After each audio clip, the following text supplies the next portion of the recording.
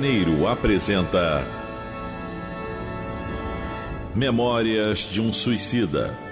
Estudo da obra de Ivone do Amaral Pereira. Viver é a única opção. Valorize a vida. Apresentação: Berenice Lima. Olá! Vamos iniciar hoje contando um pouco mais da Ivone do Amaral Pereira. Esta é a nossa função para estreitarmos os nossos laços emocionais e espirituais com a dona Ivone, até para a gente entender quem é essa médium. Por que ela psicografou o livro Memórias de um Suicida? Então, esse livro, A Luz do Consolador, é um livro da FEB, onde ela mesma escreve sobre algumas atividades dela, algumas experiências dela. Então, a melhor forma de conhecermos a dona Ivone é a gente ler o que ela escreveu, né? Ela fala sobre as casas espíritas que ela trabalhou, foram várias casas, e ela diz assim, olha, as curas que consegui foram realizadas com simplicidade, sem formalismo nem inovações na prática espírita. Fui sempre avessa à propaganda dos meus próprios trabalhos e jamais aceitei as homenagens que quiseram prestar. Esse comportamento da dona Ivone, eles servem para nós termos uma base de como nós vamos avaliar os médiuns, os trabalhos, as casas.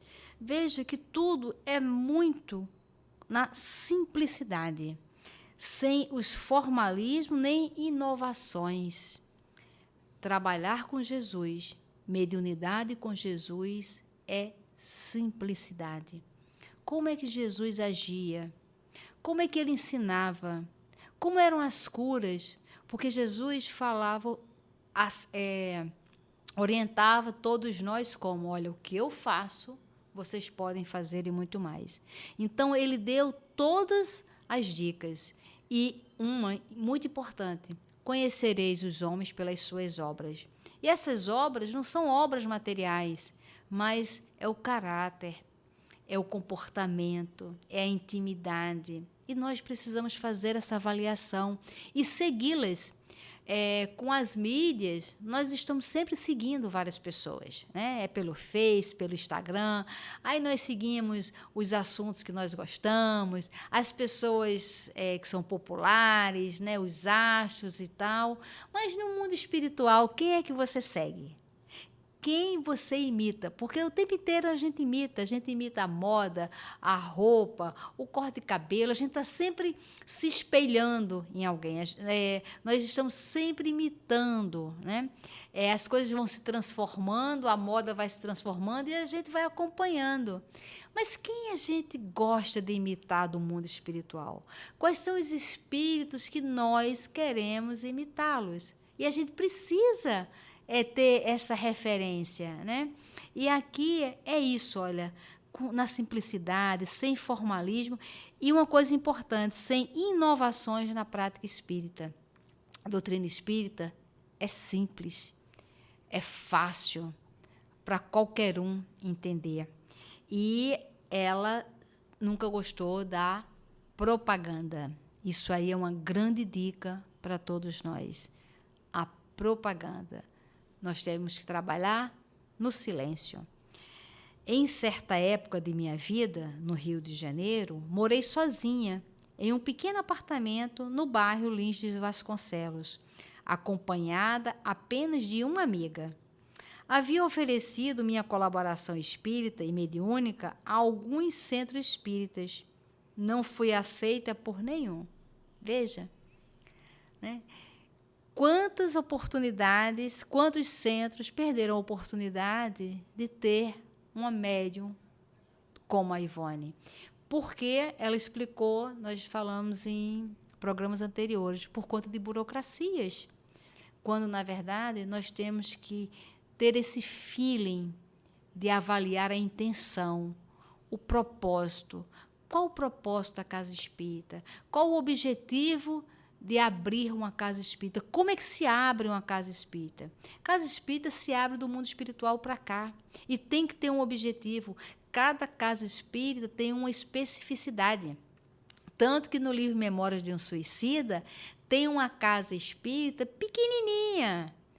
Poucas pessoas frequentam, numa zona rural.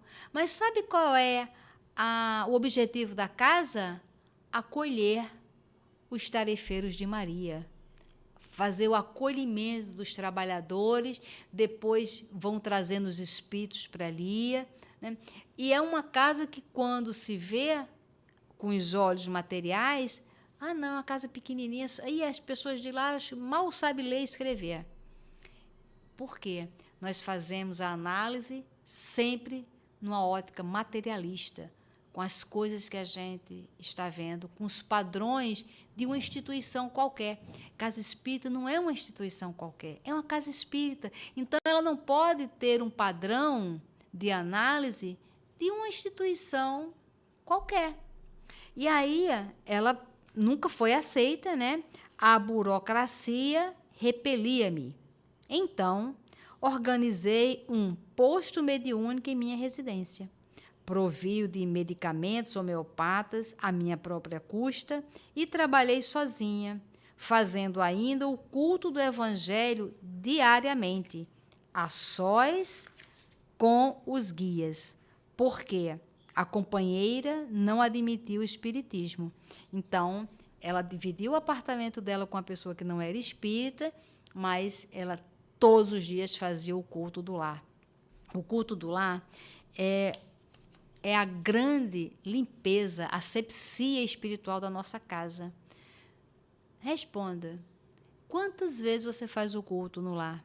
Porque, às vezes, nós espíritas mal fazemos uma, quando, na verdade, no dia que nós tomarmos consciência do significado do culto do lar, nós vamos fazer todos os dias, porque o que acontece no culto do lar? É a presença dos guias, é a presença do Cristo, é a limpeza espiritual, é a mudança de vibração. Então, nós precisamos ter essa visão espiritual do culto do lar para a gente poder valorizar. Então, o trabalho que ela queria fazer, que ela tinha capacidade para fazer, as pessoas não conseguiam alcançar pela burocracia, mas o compromisso dela era com Jesus. Então, ela se resguardou, se protegeu no culto diário do Evangelho, nas preces diárias pelos obsessores, nas preces diárias pelos sofredores, nas preces diárias pelos amigos e inimigos. Então, ela, com essa atitude dela, ela foi atraindo quem para ela? Os espíritos, os trabalhadores, porque perceberam que podiam contar com ela.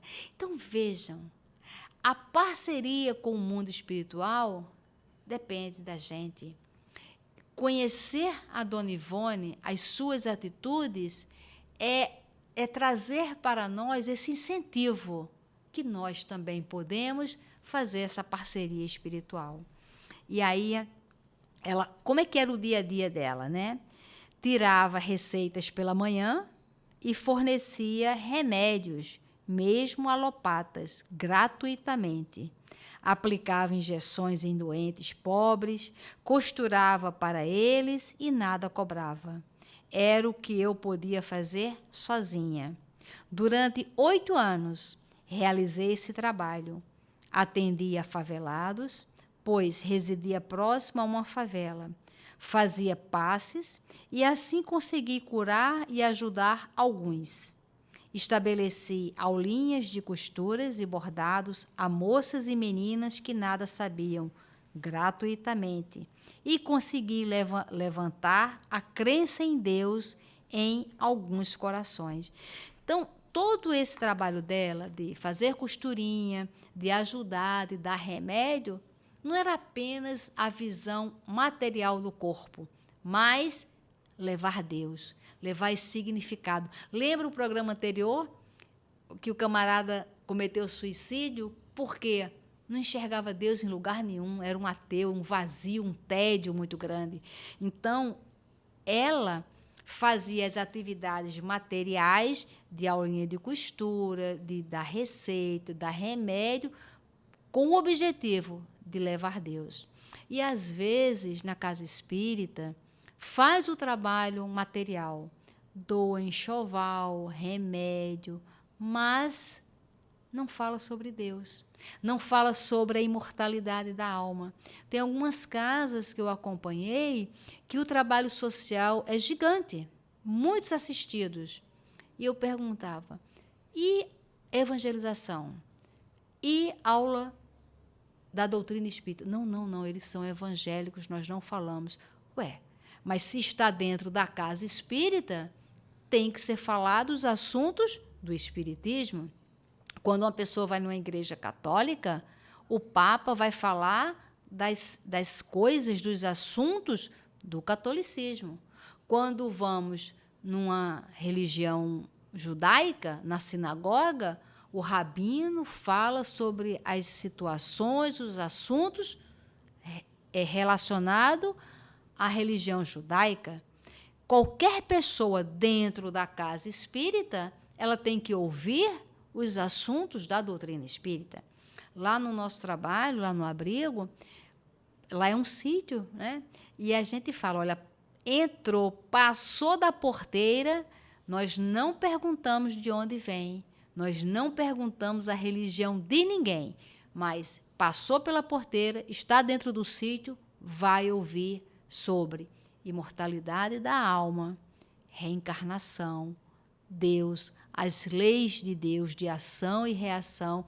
Por quê? Foi que Jesus que falou, conhecereis a verdade vos libertará. Que verdade é essa? É a verdade desse prosseguimento. É essa verdade que faz entender, inclusive, o tédio, o sofrimento, a pobreza, a doença, porque a pessoa vai ter a visão de futuro, da imortalidade da alma. Então, a Dona Ivone, ela fazia esse trabalho particular, mas com o objetivo de levar Deus para essas pessoas. E ela continua, foram 8 anos de provações e testemunhos terríveis que pude vencer graças ao amparo da doutrina. No fim desse período, mudei-me para a companhia de minha irmã Amália e dediquei-me, de preferência, à produção dos livros doutrinários que obtive do alto, por ordenação dos guias espirituais.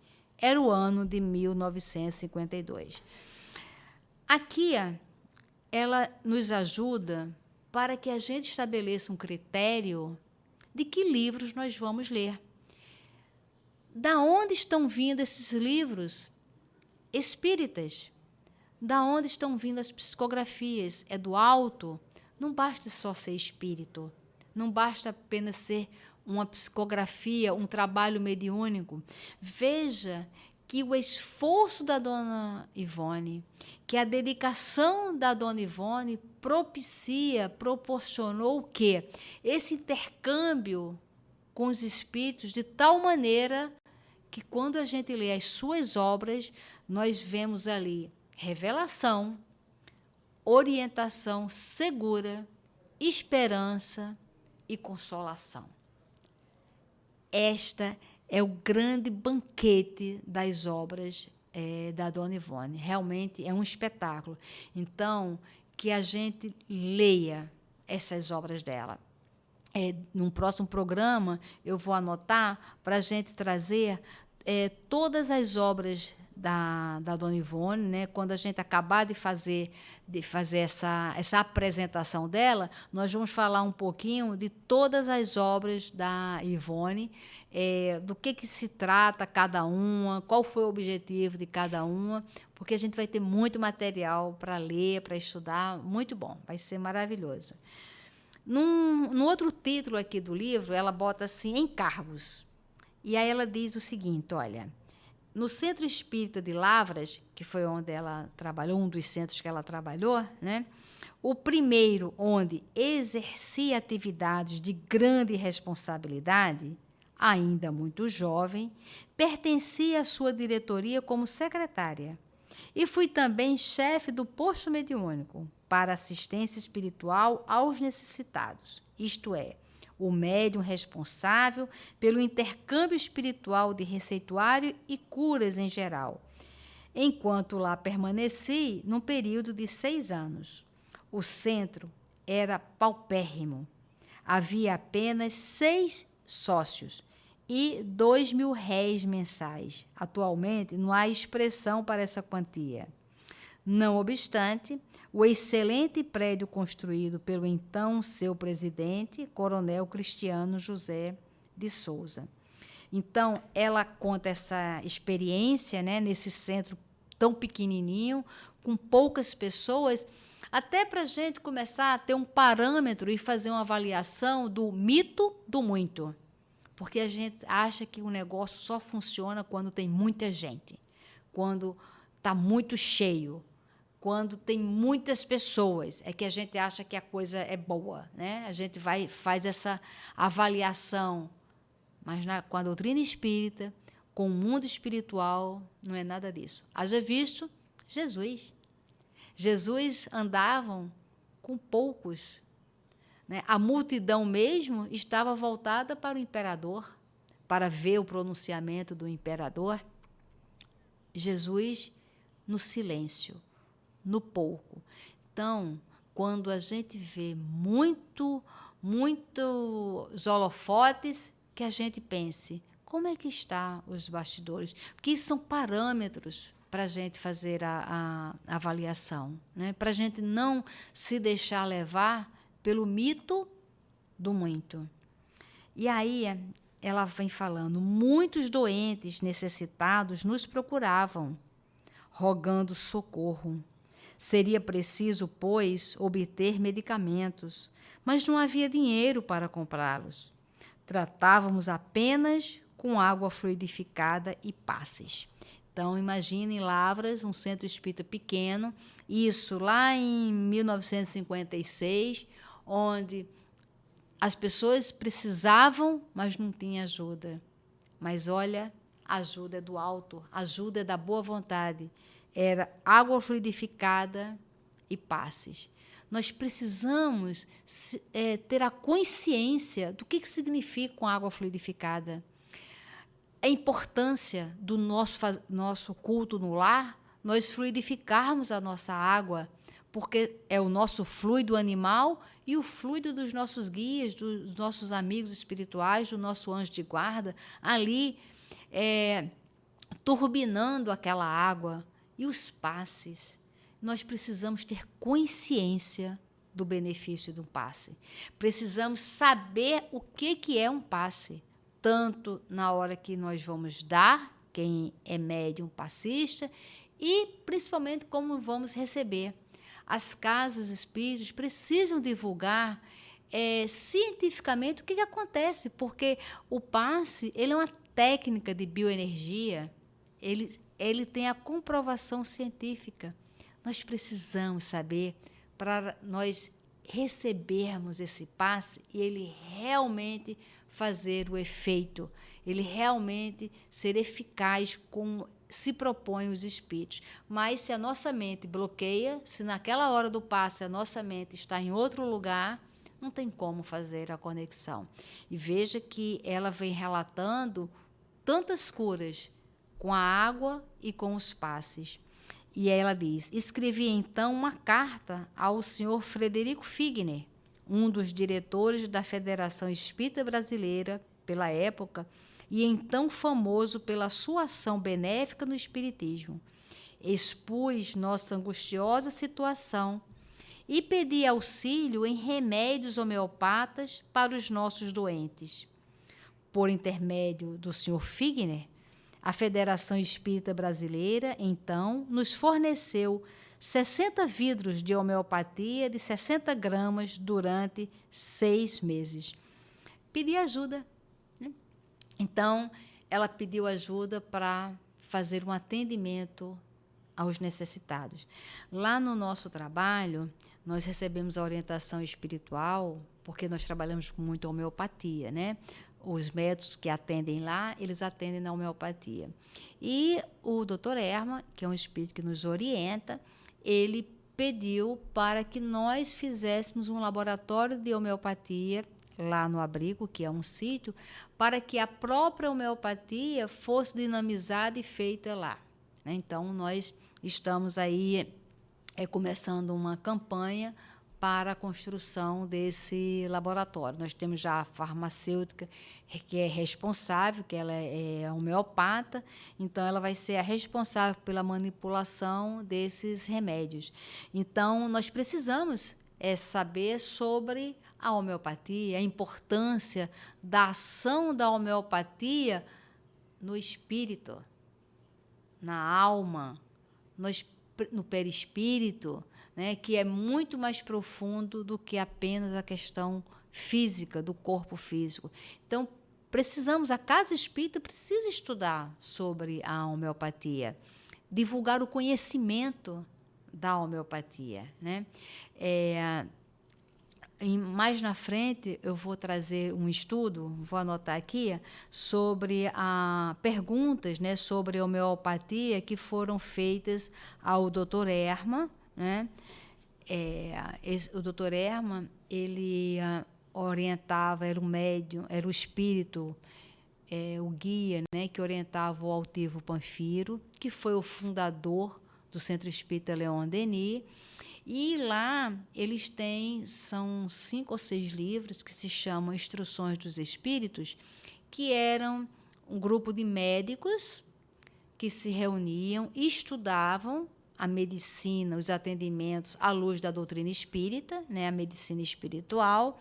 E nas questões de dúvidas, tinha uma reunião com o espírito, Dr. Erma, eram feitas as perguntas e o Dr. Erma respondia. Tem umas perguntas muito interessantes nesse livro Instruções dos Espíritos, que no próximo programa eu vou trazer para a gente compreender um pouco da homeopatia e entender por que a Ivone Pereira ela trabalhava com os espíritos no receituário da homeopatia. Né? E a gente precisa, porque muitas pessoas não sabem. Aliás, muitos médicos nem sabem realmente como funciona a homeopatia. Aonde é que ela age? Como é que ela age? E nós, como pacientes, precisamos também adquirir esse conhecimento para nós podermos optar, né, por usar um remédio de homeopatia. Então, nós tratamos muito lá no nosso centro, lá os atendimentos todos com os médicos, na base da homeopatia, inclusive os nossos animais, né? Os nossos cachorros, os gatos que temos lá, nós também tratamos com a homeopatia. E aí ela continua, né? Deus sabe as grandes curas que esses 60 vidros mensais de remédio fizeram. Então, essa homeopatia que a FEB, a Federação Espírita Brasileira, né, disponibilizou 60 vidros, mas ela ali fluidificando com os passes o benefício que aconteceu. E ela diz, no fim desse tempo, tendo o centro conseguido sócios e dinheiro em caixa, assim como generosos donativos, agradecemos o auxílio da FEB e os suspendemos. Gente, isso aqui é um ensinamento muito interessante. Quando estava precisando de ajuda, pediu ajuda. Com o passar do tempo, ficou organizado, ligou e falou assim, olha, não precisa mais de nos ajudar, pode passar ajuda para outro lugar, né? Para a gente ter essa consciência de quando precisar pedir e quando ter, dispensar para que outra casa, outra pessoa receba o auxílio. Então, ficamos por aqui e muita paz para todos. A Rádio Rio de Janeiro apresentou Memórias de um Suicida, estudo da obra de Ivone do Amaral Pereira. Viver é a única opção. Valorize a vida.